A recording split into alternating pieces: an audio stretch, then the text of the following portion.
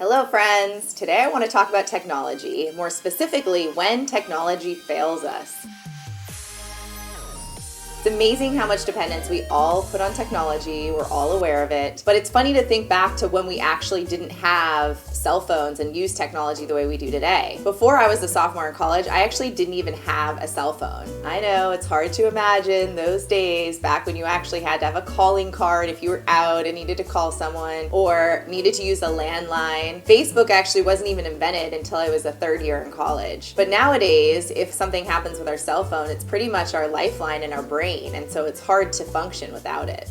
I mean, if our phone is down or temporarily not working, our life is pretty much put on hold. And there's a lot of ways that technology can fail us. One way is if our phone dies. Have you ever been with someone who's, like, oh my gosh, let me show you that picture. And then they whip out their phone and they're like, it's dead. I can't believe it's dead. And they get this desperate look on their face. And we've all been there because all of our phone dies. The best place to observe this is actually in airports. In airports, people are super desperate because no chargers work at airports for some reason. And so you see people sitting on a dirty linoleum floor next to maybe some puke with a cone over it to tell people to watch out for the puke. But this guy's just sitting there like the happiest guy in the world because he's charging his phone. It's just amazing how socially acceptable it's become to do whatever it takes to charge your phone. Another way technology can fail us and panic can set in is if an app is not working or won't open. I mean, our lives revolve around apps. Everything we do is pretty much on apps. I personally am addicted to Uber. I cannot stop taking Ubers. I will do whatever it takes to take an Uber, even if that's just taking it a mile. But when Uber's not working, it's so frustrating. So let's say you're with your friends and you're like, oh, don't worry, I'll get the Uber. And then you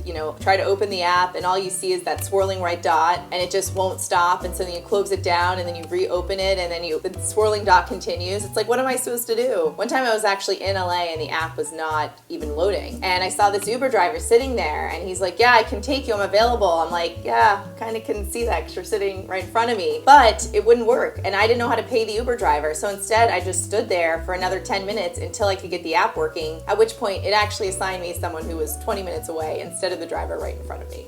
Personally, I find myself becoming the most crazy when I don't have service or the person I'm trying to reach doesn't have service. Have you ever sent an iMessage when you're trying to coordinate or meet up with someone and then all of a sudden you see that it gets converted to a text message and now it's like, great, I have no idea where they are, if they're ever gonna get my text message. Or if you've gotten a voicemail from someone, so you listen to your voicemail, oh, okay, that's funny, they just called me, so I'll call them back. Oh, it's going right to voicemail. Okay, so you leave a voicemail, and then all of a sudden you get a text from the person, and the person's like, I'm sitting right next to my phone, give me a call back, I'd love to chat. And you're like, how are you not getting my calls? You are getting my voicemails and you can send a text, but for some reason you can't get my calls. So confusing. I think technology is great, but I think it's healthy to remind ourselves that technology actually might fail. And if we find ourselves becoming emotionally unstable because of our dependence on technology, it might be healthy to take a step back and go back to the olden days of writing a letter or meeting someone in person or actually calling them on a landline.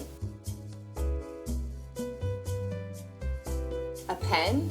You actually want me to use a pen? What is this thing, paper, that you speak of? A BlackBerry? What's a BlackBerry?